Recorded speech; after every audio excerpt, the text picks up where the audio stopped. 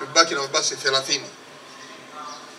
Ni kweli kwamba hayatoshi, lakini serikali yenu baada ya kuruhusu makampuni haya binafsi na kampuni moja kuleta mabasi 150, tumeona tuchukue mabasi 60 yaingie kwenye barabara hii, na yameanza leo.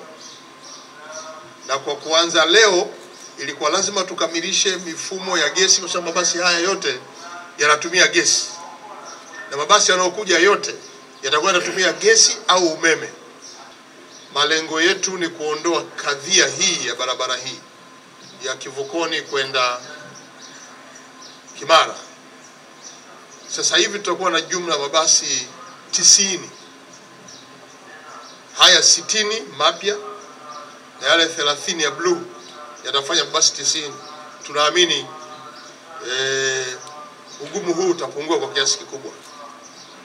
Lakini makampuni mengine 4 yaliyobaki yote yanaleta mabasi. Kwa hiyo kuanzia sasa tutaanza kupata mabasi mbalimbali ya makampuni hayo mbalimbali, ili idadi ya mabasi iweze kuongezeka. Kwa ndugu wananchi, tumekuja kuona hali hii na kuwapa faraja kwamba kero hii tunaipunguza kwa kiasi kikubwa. Na naomba mtuamini serikali kwamba tunafanya kazi hii ili kuondoa tatizo la usafiri hapa jijini. Kuingia kwa mabasi haya 150 na kuyaingiza kwenye njia hii mabasi 60 pamoja na yale zamani 30 na kufanya 90 yatapunguza msongamano. Ni wasihi tu watu wote waingie kama ambavyo vituo hivi vimeratibiwa. Ingia kwenye geti, lipia, kaa huko, basi litaukuta, unaingia kwa utaratibu.